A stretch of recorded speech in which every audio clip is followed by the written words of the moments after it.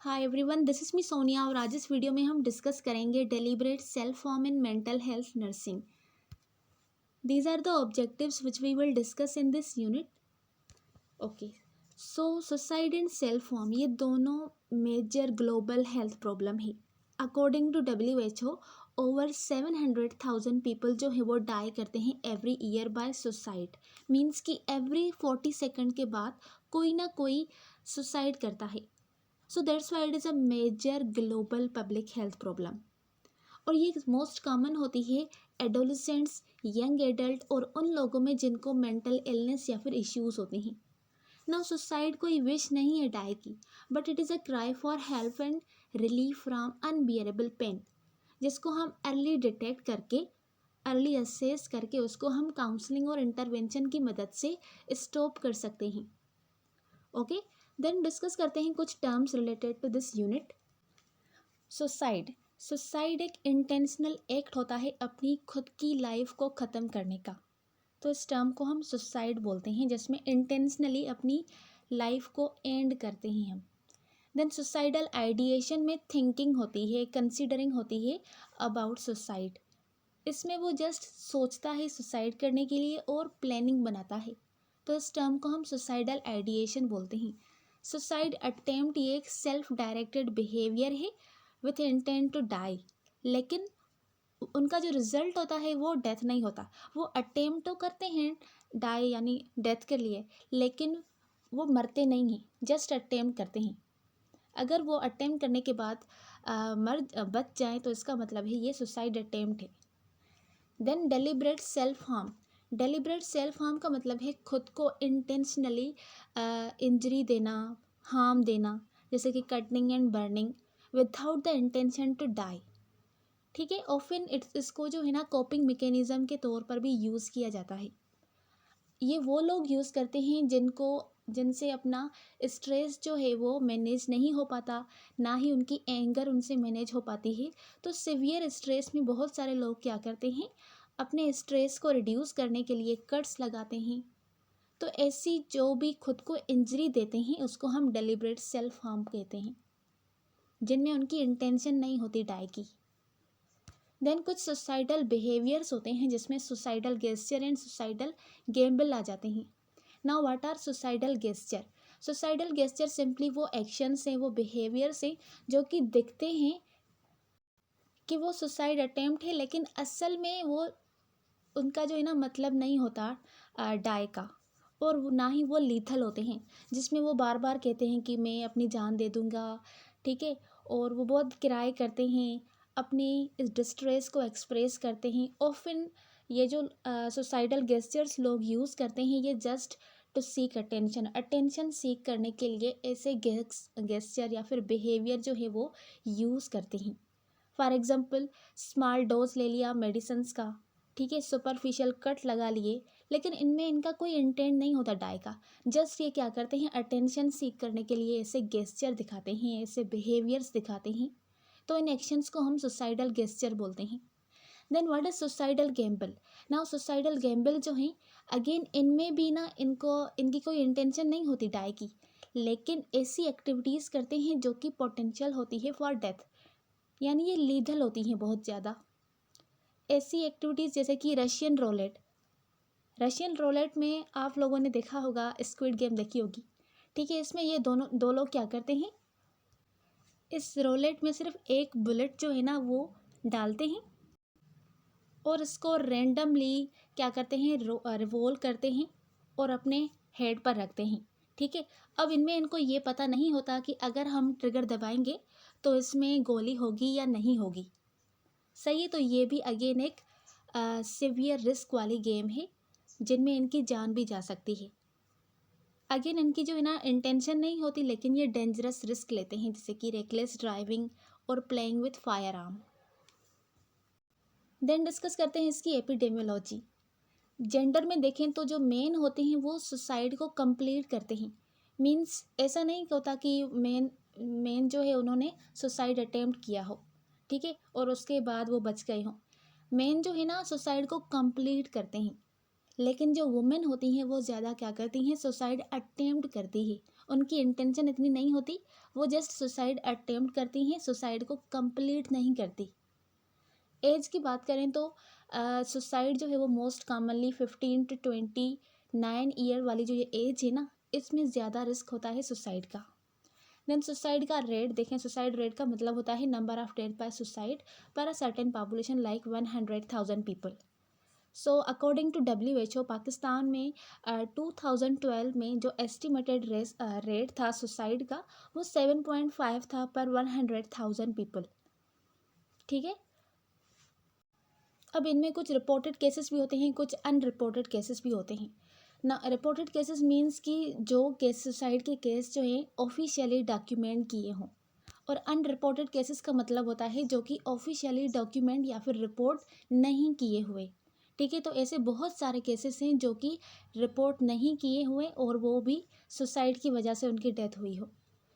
Then death rate की बात करें तो 2016 में the lowest death rate was 7.28 पर 1000 people according to World Bank के मुताबिक 7.28 था पर 1000 पीपल, जो लोग जो थे ना वो मर रहे थे ड्यू टू सुसाइड।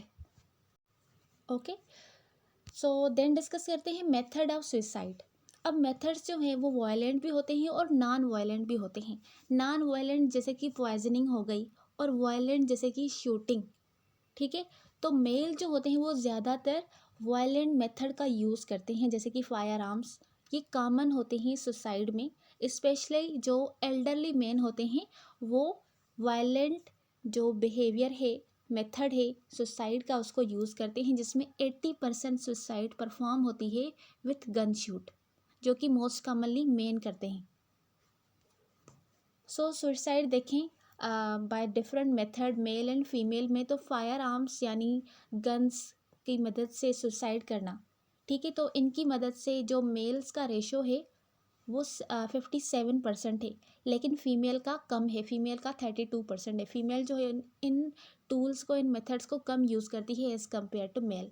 सफोकेशन देखें तो सफोकेशन में दोनों का थोड़ा बहुत जो है ना डिफरेंस है, जिसमें मेल 23 है और फीमेल जो है वो 20 है।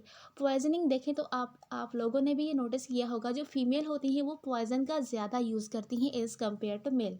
तो मेल में पॉइजनिंग का जो रेट है और परसेंटेज है वो 13 है, और फीमेल में 38 है।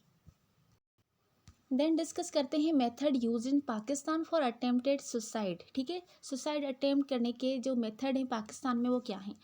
हाउस होल्ड पॉइजनिंग जो है वो 40% है, लाइक पेस्टिसाइड और other house hold chemical. Pakistan में इन पॉइजन का ज़्यादा यूज़ किया जाता है फॉर सुसाइड। ठीक है, सुसाइड अटेम्प्ट के लिए, सुसाइड को कंप्लीट करने की बात नहीं कर रही।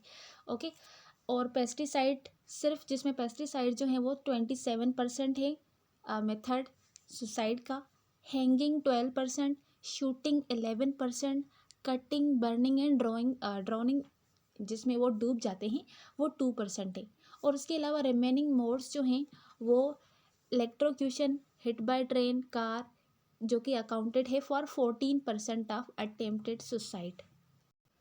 तो ये मेथड्स थे और इनकी परसेंटेज जो पाकिस्तान में सुसाइड अटेम्प्ट के लिए यूज़ की जाती है। देन डिस्कस करते हैं रिस्क फैक्टर को।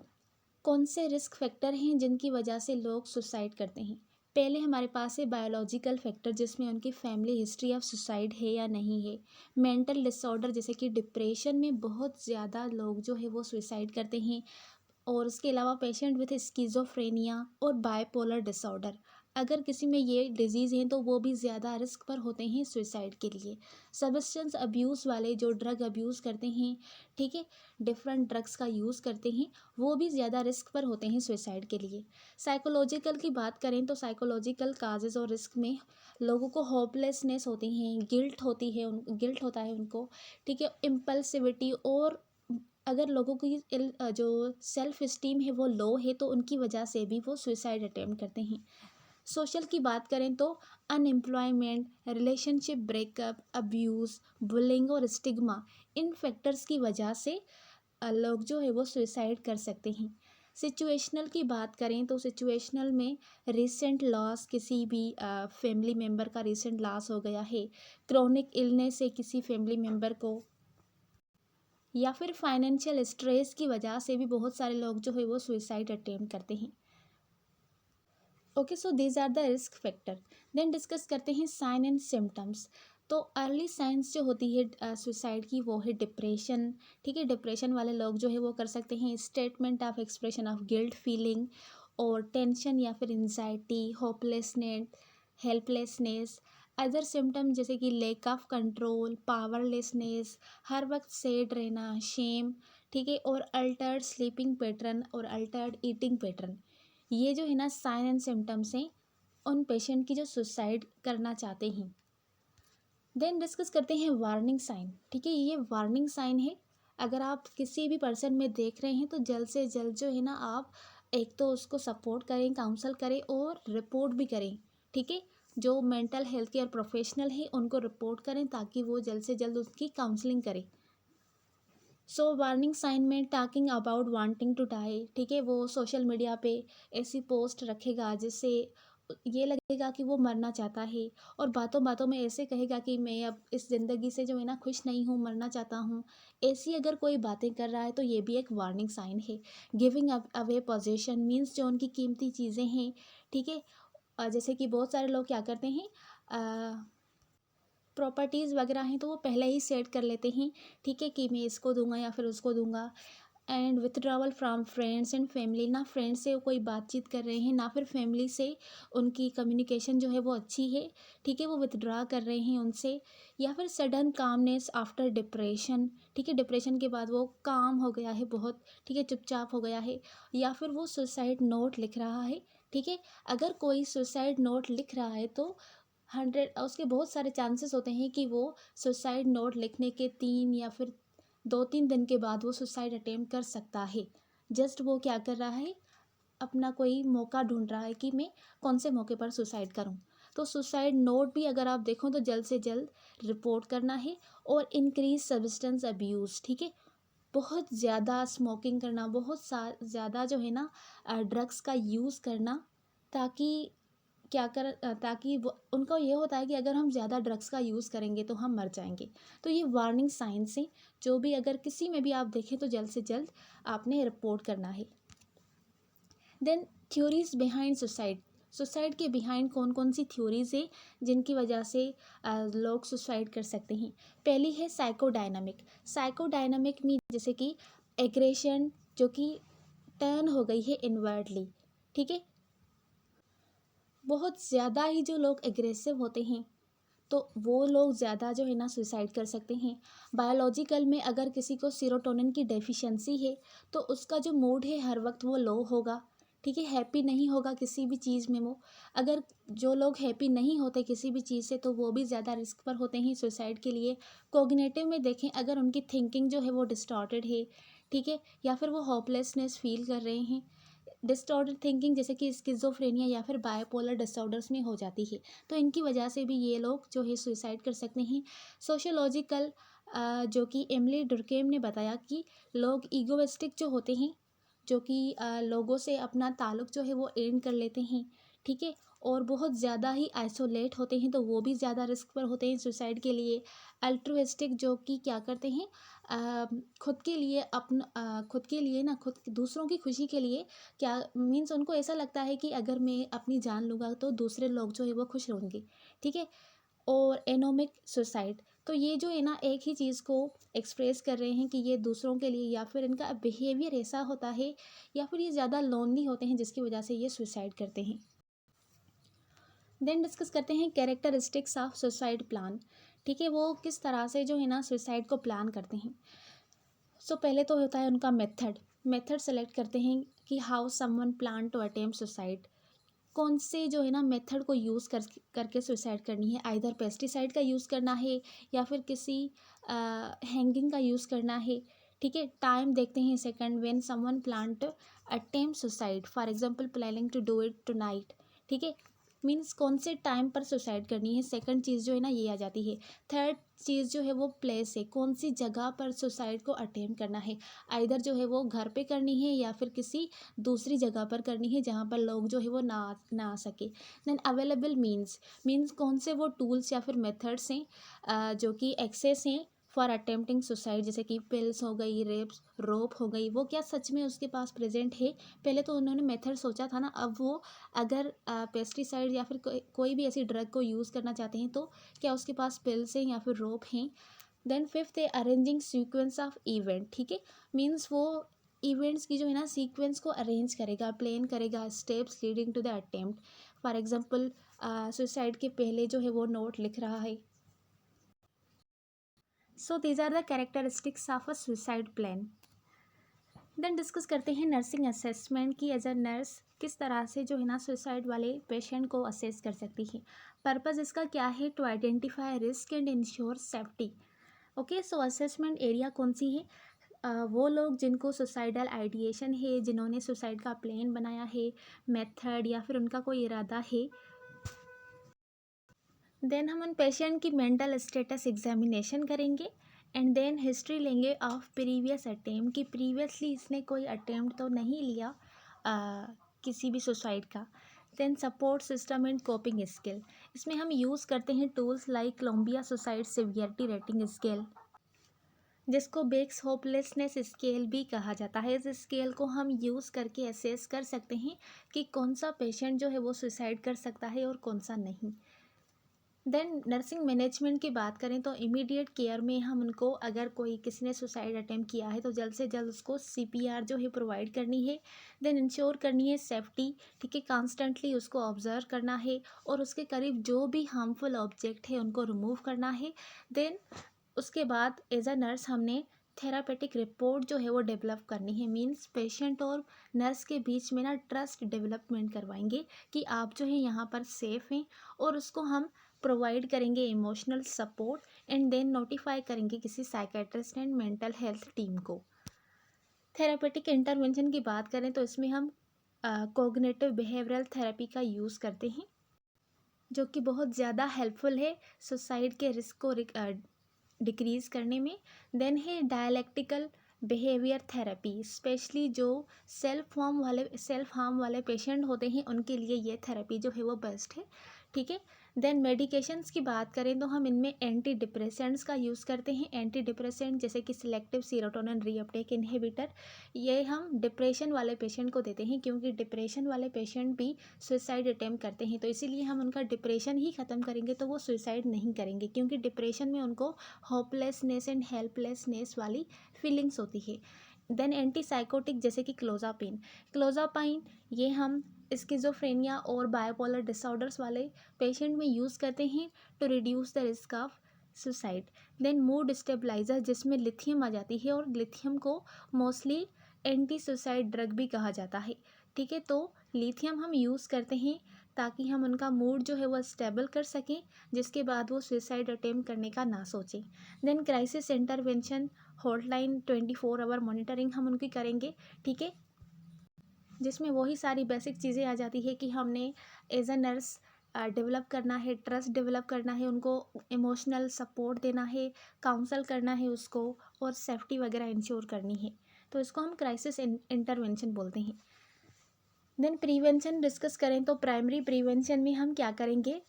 सुसाइड के रिस्क को डिक्रीज़ करने के लिए प्राइमरली हम हेल्थ एजुकेशन और अवेयरनेस सेशन जो है वो रखेंगे, जिसमें हम लोगों को एजुकेट करेंगे।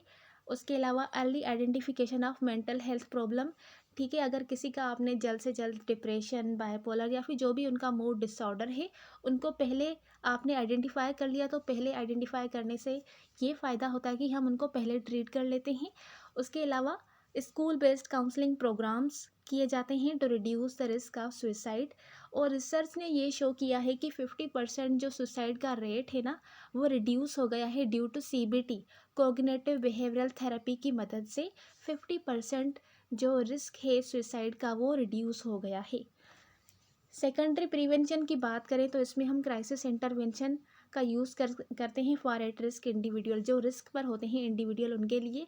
रिस्ट्रिक्शन ऑफ मीन्स जैसे कि पेस्टिसाइड्स, फायर आर्म्स, यानी ऐसी मीन्स जिनकी मदद से सुसाइड कर सकते हैं, वो सारी चीज़ें जो है उनके पास नहीं रखेंगे और उनसे रिस्ट्रिक्ट करेंगे। और उसके अलावा टर्शरी प्रिवेंशन में देखें तो टर्शरी प्रिवेंशन में सिंपली वो क्या करते हैं, सुसाइड अटेम्प्ट कर लेते हैं। सुसाइड अटेम्प्ट करने के बाद जो प्रिवेंशन होती है वो एक तो रिहेबिलिटेशन होती है, फैमिली को काउंसल करते हैं और फॉलोअप केयर के लिए उनको बुलाते हैं। तो ये कुछ प्रिवेंशन थी सुसाइड के पहले, सुसाइड के दौरान और सुसाइड के करने के बाद। देन प्रोग्नोसिस देखें सुसाइड का कि सुसाइड अटेम्प्ट करने के बाद का जो आउटकम है वो क्या है। सो फॉर समवन जिन्होंने सुसाइड को अटेम्प्ट किया है, उनका जो प्रोग्नोसिस है वो ये इंडिकेट कर रहा है कि हर 3 में से एक लोग जो है, एक बंदा जो है वो रिपीट करता है अटेम्प्ट को विद इन ईयर, और अबाउट 10% जो है उन लोगों में से इवेंचुअली सुसाइड से डाई कर जाते हैं।